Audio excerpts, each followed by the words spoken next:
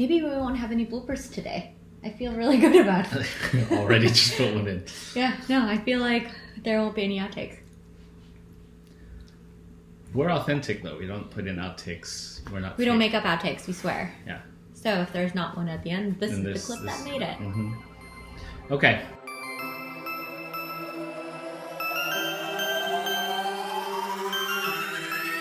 Welcome to the Gospel Truth. I'm Dean. And I'm Audrey, and today is the feast of the Holy Family of Jesus, Mary, and Joseph. What up, fam? That's my fam right here. Yeah. I love my fam. Yes. So today we'll reflect on the Holy Family and how we can manifest the readings and teachings from today into our daily lives, whether we identify or feel that we are part of a traditional family or a non-traditional family. But before we do that, as we always do you want to give everyone a TLDR of who we are and what we're doing here? Yes, absolutely. So again, the Gospel Truth is Audrey and Mai's platform for sharing our thoughts on what's happening in the church, the readings, etc. And hopefully by sharing our thoughts, we better understand our own faith, and hopefully you as the viewers can get something out of it as well. And that is your reminder of what TGT is. So, readings TLDR from the Sunday. Do you want to dive in? Let's dive in. Oh. All right. So there's a lot of readings to choose from. I wonder which way I ought to go. From the Holy Family. We just picked the ones that resonated the most with us. So in the first reading, we went all the way back to Genesis, where Abram is kind of disappointed in God because he feels like God's let him down. Like, we don't have an heir. We don't have a child. And back in those days, not having a child was sort of a sign that God didn't favor you or there was something wrong with you. But God's like, no, don't worry about that. You're not just going to have one heir. You're going to have a ton. Like, look up and see all the stars in the sky. That's how many descendants you're going to have. Right? And so you fast forward, and Abram is no longer Abram, but is now Abraham. Abraham translates into father of a multitude. And the reason why he changed his name is because his wife Sarah is pregnant with their first child, who is eventually Isaac. So God delivered on his promise. Yes, and now that is the origin of the biblical figure formerly known as Abram. Yeah. He's now Abraham. He's now Abraham, right? And then so we move on to the Psalm, which kind of reinforces what was happening in the first reading. The Psalm says, "The Lord remembers his covenant forever." I don't really know the way that you sing that. The Lord remembers his covenant forever, whatever it is. Yeah, but it's basically just the Psalm saying that God delivers on his promises and remembers them. And that's what he did with Abraham. Exactly. So if we move to the second reading, I'm going to come back to this after the TLDR because I really want to spend some time on this. The reason why is that the second reading is from our wedding. And so we're going to spend some time talking about that afterwards. And then the gospel is Luke's chronicle of the presentation of Jesus. So in the Jewish tradition, when you have a male child, you present that child in the temple and you offer a sacrifice of 2 turtle doves or 2 pigeons. And that's basically what happened, is that Jesus was presented in the temple to sort of induct him into Judaism. And yeah, there's some great stuff that we'll talk about in the reflection on that reading as well. Nice.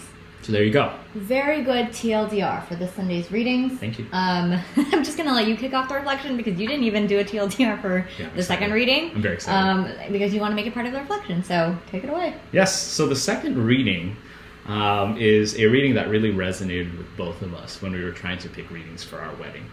And it's from Paul's letter to the Colossians. And I'm actually just going to read the quote from it. It says, "Brothers and sisters, put on as God's chosen ones, holy and beloved, heartfelt compassion, kindness, humility, gentleness, and patience, bearing with one another, forgiving one another. If one has a grievance against another, as the Lord has forgiven you, so must you also do. And over all of these, put on love, that is the bond of perfection." And I love this reading personally because I kind of like seeing the word perfection or perfect in the Bible. There's another passage in the Bible that says, "Be perfect as your God is perfect." And I just love that love is the bond of perfection. That's perfect. Right? It sort of unites all of these great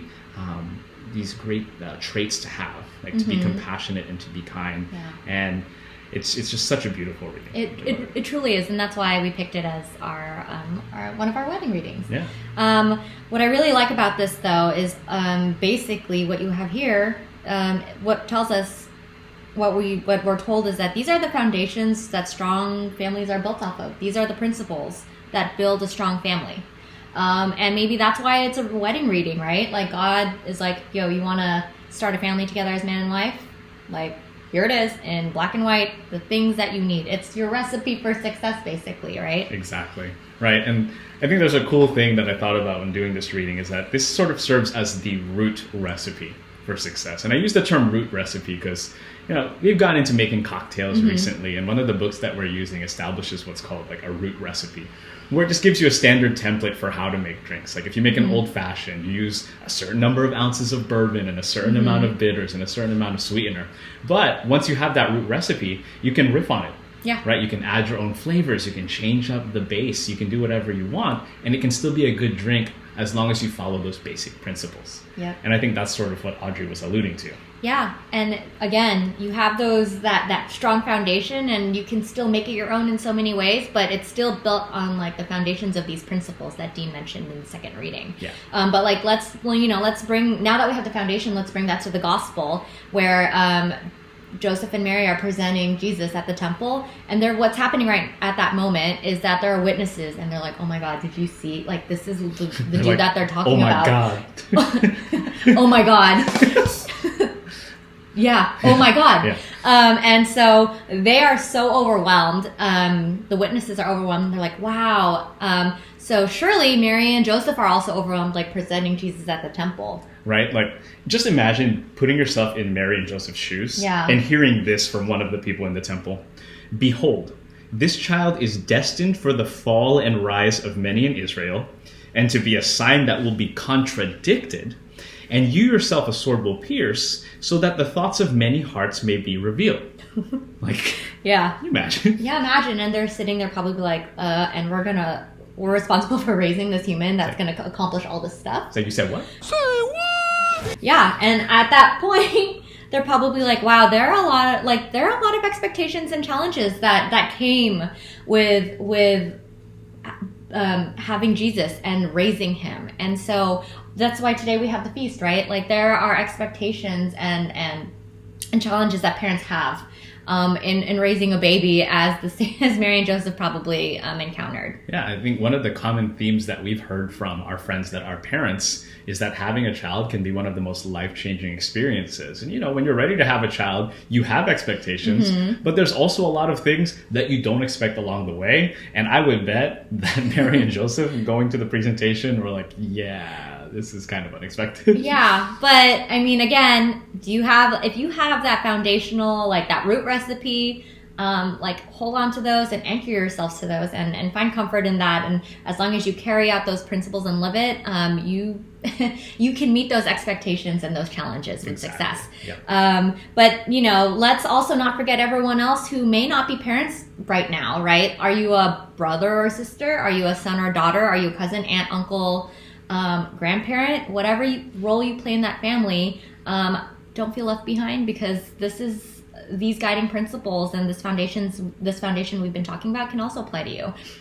There are a lot of expectations and challenges that come with being a son or a daughter, with being even a husband and wife. But again, remember what you need to carry out, your mission as the role and be successful in your role in your family. What do you need? Compassion, kindness, humility, gentleness, patience, bearing with one another.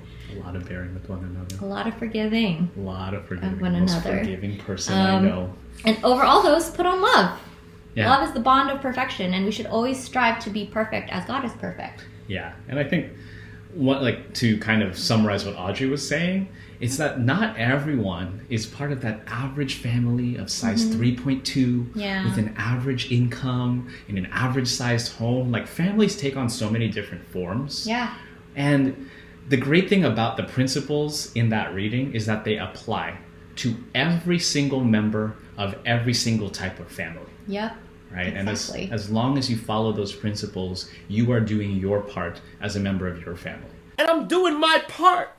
Obviously, that's easier said than done. Yeah, very true. Right. But again, anchor yourself to that and just work towards that. It's a steep climb up that hill, but just stay true to your principles. And I mean, you come out on the other side as a winner, and hopefully we all see each other on the other side, and we're like, yeah, we did it, great job, us. Yeah. Because we had that recipe for success, and that God laid out in black and white for us.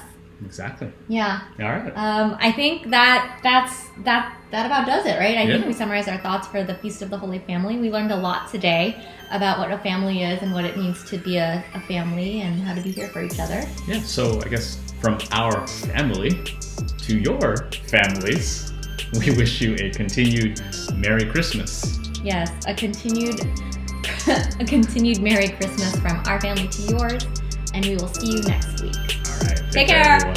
Bye. Bye.